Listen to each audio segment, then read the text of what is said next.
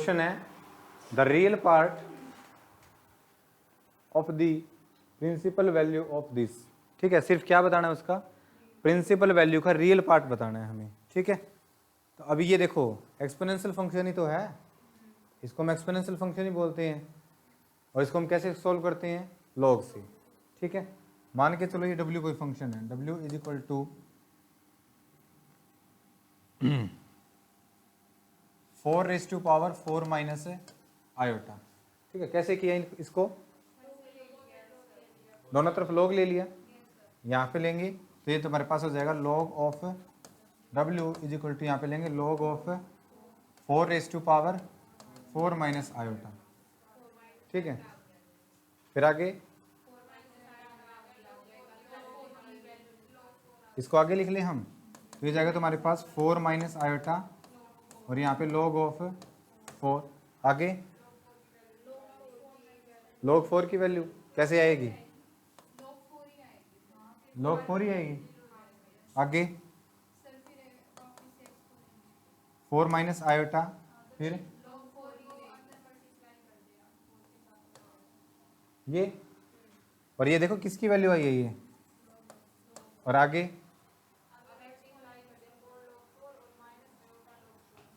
इसकी मल्टीप्लाई कर दी, log of w is equal to 4 log 4 minus iota log 4।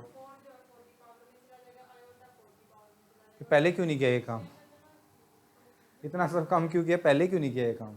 आप यहीं log of 4 raise to power 4 है और log of 4 raise to power iota उसको यहाँ पे कर लेते, इतना सब काम क्यों किया। फिर यहीं पे ब्रेक कर सकते हैं ना हम, बेस क्या है 4, तो हम इसको ऐसे लिख सकते थे is equal to log of 4 raise to power 4 into 4 raise to power minus iota. ये कर लिया मैंने यहाँ पे इसको, और ये कितना हो जाएगा यहाँ पे log ऑफ 4 की पावर 4। ठीक है, और मल्टीप्लाई में है ना, मल्टीप्लाई में तो कैसे होंगे ओपन, ये प्लस पे ओपन होते हैं, तो plus log of 4 raise to power iota minus iota आ जाता। तो कौन सा आंसर बनता है इसका, यही आंसर देख लो, यही आता ना, यही आ जाएगा यहाँ से log of w is equal to log of 4 raise to power 4, कितना होता है वो 256 है ना। और यहाँ से करेंगे तो ये कितना हो जाएगा माइनस आयोटा, ये log 4 ही रहेगा, ऐसे छोड़ दो इसको log 4 है ना, या इसको हम नेचुरल log लिख दे, कोई दिक्कत नहीं है ना।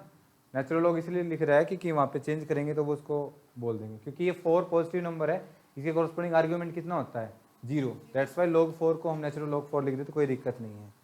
लेकिन ये वैल्यू किसकी आई है, ये तो w की वैल्यू आई, ये तो log w की वैल्यू है, हमें किसकी वैल्यू चाहिए w की, w मानना हुआ था ना इसको, तो दोनों तरफ क्या ले लेंगे एक्सपोनेंशियल फंक्शन ले लेंगे। तो यहाँ से तुम्हारे पास हो जाएगा w is equal to e raise to power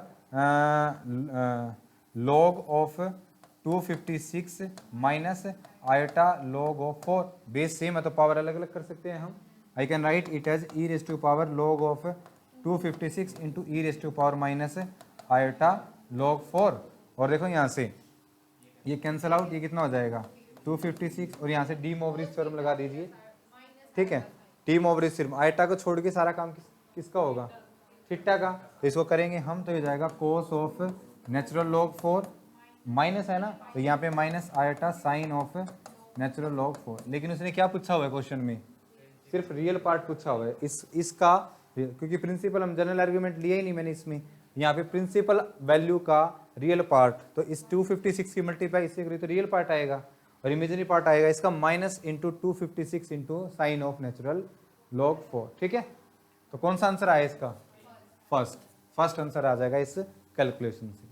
is that clear, any doubt, ये पता लग गया कोस के एंगल में क्यों आया, कल हमने पढ़ी थी डी मोवरिज थ्योरम, तो उसकी हेल्प से ये इसके एंगल में आ जाएगा।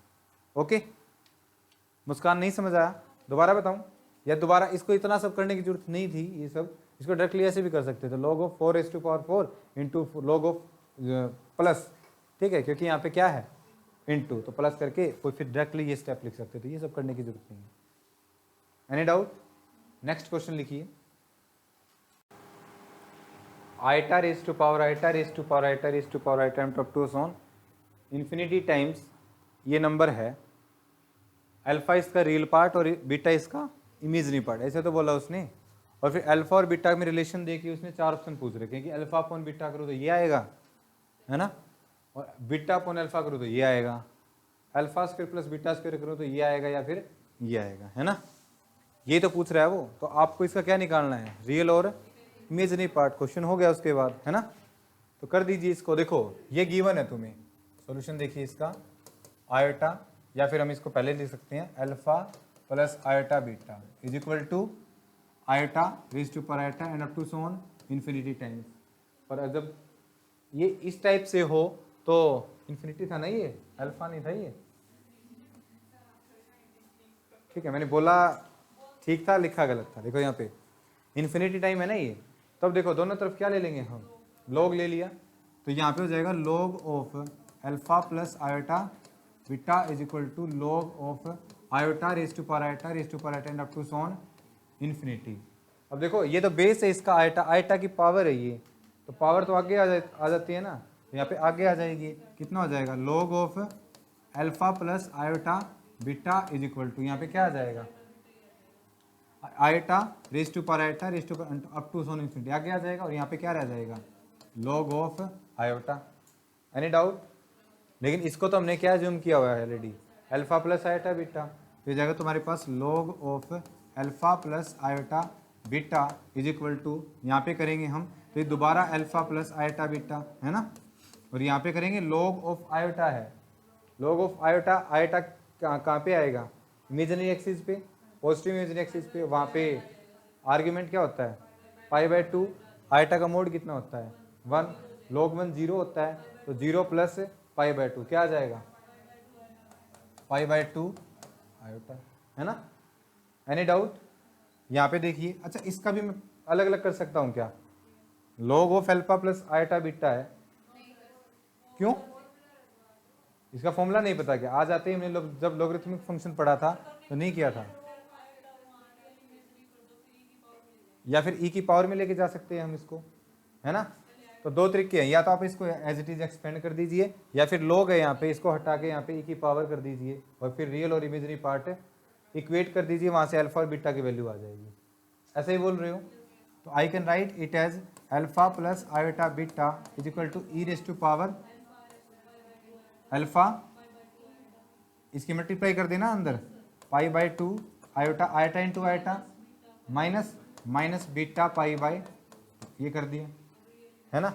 या फिर देखो ये एज इट इज यहाँ पे e raise to power minus p/2, इसके कोरस्पोंडिंग तो डी मोवरिज थ्योरम से हम इसको अप्लाई कर ब्रेक कर सकते हैं ना, तो ये हो जाएगा alpha plus iota beta is equal to e raise to power minus 2, और यहाँ पे कितना आ जाएगा कोस ऑफ अल्फा π/2 प्लस है ना, यहाँ पे प्लस आयोटा साइन अल्फा π/, ठीक है, और यहाँ से किसकी वैल्यू आ जाएगी अल्फा और बीटा की, फिर जो पूछा उसने कर लीजिए, है ना, सेकंड और फोर्थ आ जाएगा। ओके, दूसरा तरीका देखिए इसका, एक और तरीका, ये तो था ही, मनीषो ने बताया है कि ई की पावर में कर लीजिए, यहाँ से कर लोगे ना। दूसरा तरीका, आप इसको भी तो एक्सपेंड कर सकते हो, इसको एक्सपेंड करके आप ये नहीं सकते log of with base e, इसका मोड आता है, मोड कितना आएगा इसका under root alpha square plus beta square plus, यहाँ पे इसका क्या लिखते हैं आर्ग्यूमेंट लिखते हैं ना, आर्ग्यूमेंट क्या होता है tan inverse beta by alpha, theta लिख सकते हैं उसको, है ना। ये डिपेंड करेगा ये कहाँ पे होगा नंबर, ये कोई बात नहीं, अल्फा बीटा क्या हमने छोड़ दिया, बीटा बाय अल्फा, ठीक है, जैसा नंबर होगा वैसे ही वहाँ पे एंगल आ जाएगा उसका, प्लस माइनस करके एज इट इज, ठीक है। और राइट हैंड साइड में भी हम रियल और इमेजिनरी पार्ट को अलग कर सकते हैं, कर तो लिया, यही तो आया था, है ना, माइनस बीटा π/2, ये तो रियल पार्ट था, और प्लस अल्फा π/2, ये इसका आयोटा, ये इसका इमेजिनरी पार्ट था, है ना। अब इक्वेट करें, ये इक्वेट करें तो इसकी वैल्यू क्या आ जाएगी ये, तो ये जाएगा तुम्हारे पास log of e under root, अच्छा इसको अंडर रूट को भी हटा देता हूँ, है ना, इसको मैं ये कर देता हूँ alpha square plus beta square, और पावर 1/2 आएगी ना, उसको आगे लिख लिया मैंने, और यहाँ से कितना आ जाएगा माइनस बीटा π/2, 2 से 2 कैंसिल, ठीक है, log अब यहाँ से हटा दो एक्सपोनेंशियल में चला जाएगा, alpha square plus beta square is equal to e raise to power minus beta. है कोई ऐसा ऑप्शन? सेकेंड ऑप्शन ये ट्रू हो जाएगा। मैंने इसको right hand side left hand side में एक्सपेंड कर दिया, फिर रियल और इमेजिनरी पार्ट इक्वेट कर दिए। जब मैं रियल पार्ट को इक्वेट करता हूँ तो alpha square plus beta square की वैल्यू कितनी आ जाएगी? E raise to power minus beta pi, है ना। और सिमिलरली किसको नहीं, मैंने कोई फर्स्ट क्वाड्रेंट वाला फॉर्मूला लगाया क्या? उसने एंगल में कहीं बीटा अपॉन अल्फा को किया हुआ है ये प्लस माइनस है क्या? नहीं नहीं, तो जैसा यहाँ पे अल्फा पिट्टा होगा वहीं उसका आर्ग्यूमेंट आ जाएगा। तो जस्ट मैंने इसको आर्ग्यूमेंट लिखा है कि tangent inverse something mod of y plus pi minus pi it's depend upon alpha and beta. तो इसके रियल और इमेजिनरी पार्ट हो गए, मैंने छोड़ दिया एज इट इज। और ना ही उन्हें ऑप्शन में ऐसा कुछ बोला हुआ है ना। यहाँ पे अल्फा बीटा चेंज करेंगे तो ये भी तो चेंज हो जाएगा यहाँ पे। नहीं समझ आया? आ गया ना। तो वो हमने छोड़ दिया। जनरल हम लेते हैं तो वो ये लेते हैं, लेकिन अगर अननोन है तो फिर तो हम theta is equal to tangent inverse Y by X ही लिखते हैं ना। तो वही लिखा है हमने यहाँ पे। ओके, यहाँ पे अगर कोई पार्टिकुलर वैल्यू होती है तो फिर हम यहाँ पे उसका पार्टिकुलर वैल्यू का अगर हम आर्ग्यूमेंट लिखे तो वो लिखेंगे हम यहाँ पे कि ये क्या तुम बता सकते हो फर्स्ट क्वाड्रेंट में होगा, सेकंड में, थर्ड में, फोर्थ में। तो जनरल तो यही होता है फिर आर्ग्यूमेंट। ठीक है। सिमिलरली ये इसका क्या है? इमेजिनरी आयटा को छोड़ के इमेजिनरी पार्ट होता है, तो ये आ जाएगा tangent inverse beta by alpha is equal to iota को छोड़ के ये इसका क्या है? Imaginary part. ये कितना हो जाएगा? अल्फा पाई बाई 2 या पाई अल्फा बाई 2 जिसने ले रखा है यहाँ पे। टेंजेंट को उस तरफ लेके चले जाइए तो this implies that beta by alpha is equal to tangent pi alpha by 2। एक ये रिलेशन पूछा उसने, है ना। तो कौन सा ऑप्शन है ये? इसमें तो अल्फा बाई बीटा है, फोर्थ है ये कि beta by alpha is equal to tangent of pi alpha by 2। ठीक है। लेकिन जब ऐसा करते हैं तो फिर तुम्हें दिक्कत होगी, क्योंकि अब पहले तुम अल्फा बीटा निकालोगे, इसको स्क्वायर करके देखोगे क्या आएगा क्या नहीं। तो यहाँ से इसको आप स्किप कर सकते हो ये। ठीक है, आप डायरेक्टली वहाँ से कर सकते हो कि लेफ्ट हैंड साइड में ही लोगों को क्या कर दीजिए? एक्सपेंड। ठीक है, ओपन करके फिर रियल और इमेजिनरी पार्ट इक्वेट करेंगे तो ये वैल्यू आ जाएगी alpha square plus beta square की, और ये आ जाएगी बीटा अपॉन अल्फा की। तो उसने इसको सोल्व किया होगा तभी तो वैल्यू लिखी है ना। डायरेक्टली तो नहीं उसके मन में आया होगा कि alpha square plus beta square की वैल्यू क्या आएगी। उसने को लेफ्ट साइड सोल्व किया तो हमारे पास डायरेक्टली वैल्यू आ गई alpha square plus beta square की और 10 बीटा बाई अल्फा की। Is that clear? और वैल्यू भी तो बीटा और अल्फा की फॉर्म में ही आई हुई है, और यहाँ से जब इसको सोल्व करेंगे तब भी बीटा और अल्फा की फॉर्म में ही आएगी। तो डायरेक्ट इंडिविजुअली तो नहीं कर सकते ना, alpha is equal to this and beta is equal to this. वहाँ से इस कंक्लूजन पे नहीं पूछ सकते, तो आप इसको प्रेफर कीजिएगा, तो ज़्यादा कैलकुलेशन भी नहीं करनी पड़ेगी। ठीक है, नेक्स्ट क्वेश्चन कीजिएगा।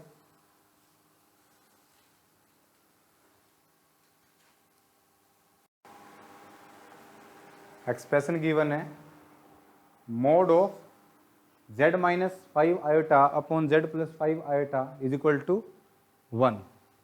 तो ये किसको रिप्रेजेंट कर रहा है? सर्कल। देख लो, या फिर हम इसको ऐसे बोल सकते हैं, इसको ऐसे बोल सकते हैं हम, mod of z minus 5 is equal to mod of z plus 5 iota, है ना। z माइनस 5 आयोटा, इसको इस तरफ लेके चले जाएंगे एक एक्सप्रेशन का। तो ये लाइन क्यों डिनोट करती है पहले तो, है ना। नहीं समझ आया? इसको लिखेंगे हम z माइनस अल्फा 1 या फिर z minus alpha 2 is equal to 1। ये लिख दिया, k लिख दिया। k लिख दे तो यहाँ पे अगर मैंने 1 लिखा है, 1 लिखा तो ये लाइन की होगी, है ना। I can write it as z minus alpha 1 is equal to mod of z minus alpha 2। अगर 1 है तो ये यहाँ पे देखो z माइनस ये अल्फा प्लस बीटा आयोटा का समथिंग कॉम्प्लेक्स नंबर होगा। जब यहाँ से इसको इक्वेट करके मोड करेंगे तो ये x माइनस समथिंग का square plus y minus beta square, दोनों एक्सप्रेशन ऐसे होंगे। उसको ओपन करेंगे तो x स्क्वायर y स्क्वायर वाली टर्म क्या हो जाएगी? Cancel out. तो इसका मतलब ना ये इलिप्स है, ना हाइपरबोले, ना सर्कल है, ये लाइन बनेगी, है ना। लेकिन अगर ये मैंने यहाँ पे 1 की जगह 2 कर दिया होता, 3 कर दिया होता, 4 कर दिया, फिर सर्कल था ना ये। फिर यहाँ पे देखो x square plus y square, एक तरफ तो ये बनेगी, और यहाँ पे 5 time of x square plus y square, फिर एक्स स्क्वायर वाई स्क्वायर की टर्म में से क्या खत्म नहीं होगी, है ना।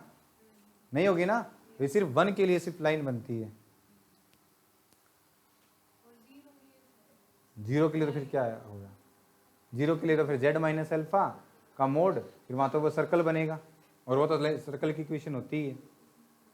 सर्कल की इक्वेशन बताई थी ना क्या होती है? सर्कल की विजन होती है z minus a is equal to क्या था यहाँ पे r होता था, लेकिन जीरो कर दोगे तो वो एक पॉइंट को ही डिनोट करेगा। Is it clear? Zero radius का सर्कल क्या होता है? पॉइंट ही होगा वो। क्या आएगा इसका आंसर? Real axis. जब आप इसको एक्सपेंड करोगे, हाँ पुनीत कुछ पूछ रहे हो? Puneet answer A, real axis यही है ना? बिल्कुल राइट आंसर इज ए। कैसे कर सकते हो इसको? Mod of z minus 5 iota is equal to mod of z plus 5 iota. फिर z की वैल्यू क्या गिवन है? x प्लस आयटा वाई, यहाँ पे रख दीजिए, x प्लस आयटा वाई रखेंगे तो ये कितना हो जाएगा? x plus iota y plus 5 iota का मोड माइनस 5 आयटा, और यहाँ पे हो जाएगा x plus iota y plus 5 iota. इसको ओपन करेंगे, ये हो जाएगा x का स्क्वायर और प्लस देखो आयटा तो कॉमन आ गया, 5 plus y square is equal to y minus 5। यहाँ पे करेंगे देखो अंडर रूट, तो फिर क्या हो गया? स्क्वायर में है, सेम ही तो होती है। अंडर रूट मैंने लिखा नहीं क्योंकि दोनों तरफ क्या हो जाएगा? वो कैंसिल आउट, और यहाँ पे हो जाएगा एक्स स्क्वायर प्लस, ठीक है, ये इससे कैंसिल आउट, इससे डायरेक्टली स्क्वायर कैंसिल मत करना, ठीक है, स्क्वायर कैंसिल कर दो क्योंकि वो माइनस का भी तो स्क्वायर इक्वल होता है, तो दैट्स वाई सबसे पहले इसको आप एक्सपेंड कीजिए। एक्सपेंड कर दोगे 25 प्लस वाई स्क्वायर और यहाँ से 10y इज इक्वल टू यहाँ से y square plus 25 plus 10y, minus आएगा यहाँ से और ये इससे कैंसिल, और यहाँ से कितना आ जाएगा? y is equal to 0। और ये क्या होती है? रियल एक्सिस, ठीक है। y 0 कहाँ पे होता है? रियल एक्सिस में, तो फर्स्ट आंसर आ जाएगा इसका, ठीक है। कई बार कॉम्पिटिटिव एग्जाम में इस टाइप के क्वेश्चन पूछते हैं, जैसे ये एक और पूछा हुआ है, इफ क्वेश्चन पूछा हुआ है if mod of z is equal to z minus 1, ठीक है, ये पूछा हुआ है। देन अब की बार ऑप्शन उसने पूछे हुए हैं, first real part of z is equal to 1, second option ने पूछा हुआ इसने real part of z is equal to 1/2, third option पूछा हुआ उसने real part imaginary part of z is equal to 1, imaginary part of z is equal to 1, and fourth imaginary part of z is equal to 1/2। ये चार options उसने पूछे हुए हैं। अब वही तो है ये, z upon z minus 1 mod is equal to 1, हमें पहले ही पता है किसको रिप्रेजेंट करेगा, ये लाइन को रिप्रेजेंट करेगा क्योंकि यहाँ पे 1 है, इज इक्वल टू 1 गिवन है, ठीक है। और चारों ऑप्शंस में ही लाइन दे रखी है उसने। अगर हम रियल एनालिसिस में लिखें तो इसको हम बोलते हैं फर्स्ट ऑप्शन को x इज इक्वल टू 1, इसको बोलते हैं हम x is equal to 1/2, third option को बोलते हैं y इज इक्वल टू 1 और फोर्थ ऑप्शन को बोलते हैं y इज इक्वल टू 1/2। ये आ जाएगा ना, real part of z is equal to 1/2। Okay, तो एक कॉम्पिटेटिव एग्जाम में PhD एंट्रेंस में इस टाइप में पूछते हैं, नहीं लिखा?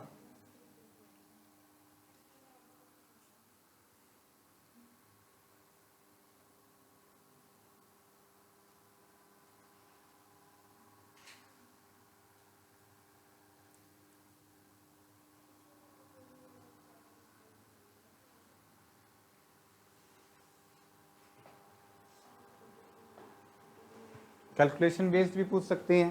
For example like this question है, if mod of z minus 1 is equal to 2, then the value of z into z bar minus z bar is, first option है 4, सेकेंड ऑप्शन है 2, बी सी ऑप्शन है 1 and D option है 3, या 1 2 3 4 इनमें से एक answer होगा। Value उसने z की नहीं दी रखी, किसकी दे रखी है? z माइनस 1 की मोड की वैल्यू दे रखी है, और तुमसे इसकी वैल्यू पूछ रहा है क्या आएगी। कि ये इस टाइप के भी क्वेश्चन हमने कैसे करेंगे?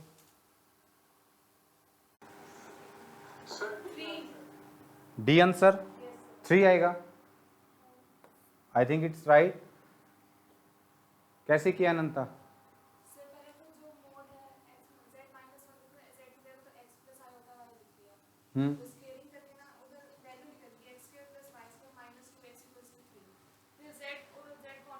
वेरी गुड, ठीक है, बिल्कुल वन अप्रोच पहली अप्रोच ये हो सकती है कि z को ओपन कर लीजिए, वो तो हम हर हाल में कभी भी कर सकते हैं, है ना। लेकिन क्या इसकी जरूरत है जब उसने क्वेश्चन ही z में पूछा हुआ है ना। सेम क्वेश्चन वो ये पूछ लेता अनंता, यहाँ पे देखो ये पूछ रखा उसने, और question then the value of x upon y something ऐसे कर लेता, तो उसने शुरू में हिंट दे दी कि आप इसको z को एक्सपेंड करके कीजिए। हाँ ऐसे भी कर सकते हैं। आपने कैसे किया पुनीत? पुनीत सर बिल्कुल यही किया आपने भी, z को x प्लस आइटा y करके भी कर सकते हैं हम, ये तो कर ही सकते हैं। दूसरा तरीका, अगर मैं तुम्हें ये बोलूं कि एक्सपेंड करके ना लिखो आप इसको, ठीक है, उसका मोड निकालो फिर x y वैल्यू करके, आप इसको z में ही रखिए और फिर आप ये वैल्यू बताइए। देखो उसने वैल्यू भी क्या पूछी, z बार माइनस z बार, तो क्या हम उसको ये नहीं कर सकते, ये है z माइनस 1 का mod is equal to 2, I can write it as z minus 1 का मोड का स्क्वायर इज इक्वल टू 4, 2 का स्क्वायर 4। हमने बताया था कि z इंटू जेड बार किसके इक्वल होता है, मोड z के स्क्वायर का, तो यहाँ पे ये फॉर्मूला यूज कर लीजिए। I can write it as z minus 1 into z minus 1 का बार, है ना, और इसकी वैल्यू कितनी है यहाँ पे 4। I can write z minus 1 into, ये अलग अलग हो जाता है ना, z bar minus 1 is equal to 4। अगर मैं यहाँ से मल्टीप्लाई करूँ इसकी, तो ये जगह z इंटू जेड बार, और ये माइनस z और minus z bar minus minus plus 1 is equal to 4, 1 को उस साइड ले जाइए, तो जगह z into z bar minus z bar is equal to 3। तो यही तो पूछा था उसने, इसकी वैल्यू कितनी आएगी, ओके, इसकी वैल्यू कितनी आ जाएगी 3। तो इसको ऐसे भी कर सकते हैं। और दूसरा तरीका, z is equal to x plus iota y होता है, तो वहाँ पे पुट कर दीजिए x minus iota y minus 1 का मोड इज इक्वल टू 2, वहाँ से जो भी पूछा उसने z की वैल्यू कैलकुलेट, एक्स वाई की वैल्यू आ जाएगी, z की वैल्यू आ जाएगी, वो वैल्यू कैलकुलेट कीजिए तो 3 आ जाएगी। लेकिन वो लेंथी प्रोसेस है ना। x minus iota y minus 1 का मोड इज इक्वल टू 2, ठीक है, वहां से रियल और इमेजिनरी पार्ट इक्वेट करके x, यहां से रियल ही आ रहा है, यहां से ये value x minus 1 plus iota minus y कर लिया का mod is equal to 2। I can write it as x minus 1 whole square plus y square का मोड इज इक्वल टू, यहाँ पे 2 आ जाएगा, दोनों तरफ स्क्वेयर कर दीजिए, x माइनस 1 का square plus y square is equal to 4, ठीक है। ये तो एक सर्कल आ गया यहाँ से, ठीक है, सर्कल ही है, ये सर्कल ही है जिसकी रेडियस कितनी है 1 है, 1, यहाँ पे देखो ये 1 0 और सेंटर कितना है, सॉरी सेंटर तो 1 है और रेडियस कितनी है 2, ओके। यहाँ से एक तो नहीं, ऐसे इन्फाइनाइट वैल्यू आएगी मेरे ख्याल से, है ना, यहाँ से इन्फाइनाइट वैल्यू आएगी, कैसे निकाला अनंता?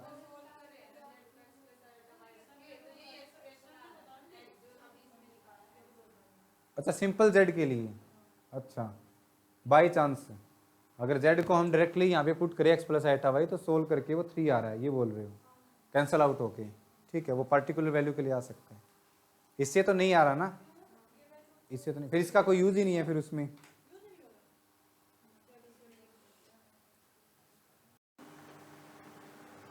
दो तरीके से कर सकते हो, देखो पहला मेथड, ऑप्शंस नहीं दे रहा मैं इसकी, ऑप्शन तो फिर कोई एक होगा उसमें से, देखो फर्स्ट मेथड, ये गिवन है ना 1 plus iota raise to power n, ठीक है। देखो वंदना यहाँ पे हम इसमें कई लोग का यूज नहीं कर रहे, डायरेक्टली इसको लिख देंगे, ये इसका रियल, इसको सोल्व करके डायरेक्टली। अगर देखो, अगर मैं यहाँ पे देखो 1 प्लस आयोटा है, अगर मैं इसको e की पावर समथिंग में चेंज करना चाहूँ, तो मुझे वो वैल्यू चाहिए कि जहाँ पे कोस और साइन सेम एंगल पे एग्री करते हो, है ना, वही तो है cos theta plus iota sine theta, ये तो नहीं हो सकता कोस के एंगल में अलग साइन के एंगल में, फिर इसको उस पर डी मोवरिस थ्योरम अप्लाई नहीं हो सकती है ना। हाँ तो यहाँ पे क्या करें हम, √2 से मल्टीप्लाई √2 से डिवाइड, तो I can write it as 1/√2 plus iota into 1/√2, और √2 से क्या कर दी फिर मल्टीप्लाई, कोई दिक्कत, कर सकता हूँ मैं इसको ऐसे। अब ये पावर अलग अलग कर सकता हूँ, तो ये मैंने कर दिया इज इक्वल टू √2 की पावर n, ये तो अलग कर दी, और यहाँ पे देखो इस 1/√2 को मैं क्या cos π/4 लिख सकता हूँ क्या? बिल्कुल लिख सकता हूँ। प्लस आयोटा इसको मैं sin π/4 लिख सकता हूँ क्या? बिल्कुल। इसकी पावर कितनी है? n है, ठीक है। डी मोवरिस थ्योरम थी, तो ये कितना हो जाएगा? 2 की पावर n/2, ये कितना था? e की पावर π/4 आयोटा, है ना। और इसकी पावर कितनी है? n, तो ये जाएगा 2 की पावर n/2, ये हो जाएगा e की पावर n π/4 आयोटा। और इसको देखो 2 की power n/2 into de Moivre's theorem apply कर दीजिए, cos of n π/4 plus iota sine of n π/4, ऐसे कर सकता हूँ मैं इसको। और देखो क्या पूछा था उसने? रियल पार्ट आएगा 2 की power n/2 into cos of n π/4, और जब इमेजिनरी पार्ट पूछ ले तो वो कितना आएगा? 2 की power n/2 into sine of π/4, ठीक है। हाँ डायरेक्ट भी लिख सकते हो, I can write it as √2 की power n into cos of, angle में आ जाता है ये, तो n π/4 plus iota sine of n π/4, direct भी लिख सकते हैं, कोई दिक्कत नहीं, ये भी डी मोवरिस थ्योरम ही है, ठीक है। और इसी क्वेश्चन को दूसरे तरीके से सोल्व करना, तो आप इसको z मान लीजिए सबसे पहले, है ना, लॉगरिथमिक मेथड से करना है, तो I can write it as z is equal to 1 plus iota raise to power n, और दोनों तरफ क्या ले लीजिए फिर? log z, n आगे आ जाएगा, log ऑफ 1 प्लस आयोटा, और फिर log ऑफ 1 प्लस आयोटा का रियल और इमेजिनरी पार्ट अलग कर दीजिए, फिर n की उसके समय मल्टीप्लाई, एंड फिर करना तो सेम ही है, फिर ये छोड़ दो तुम्हारे लिए वो, तो उसको हम ऐसे कर सकते हैं, ठीक है। Any doubt? क्लियर है? तो इसी के साथ ही हमारा फर्स्ट चैप्टर कंप्लीट। कल से हम करेंगे फंक्शंस की limit, continuity and differentiability, domains क्या होती है, कुछ स्ट्रक्चर, और फिर हम इंटीग्रेशन स्टार्ट करेंगे। Is that clear? Question size के ऊपर जो बेस्ड है वो ट्राई कीजिएगा, ओके ठीक है। संडे को इसका टेस्ट ले लेंगे, और जो परसों है वो रिंग थ्योरी का टेस्ट ले लेंगे, ठीक है।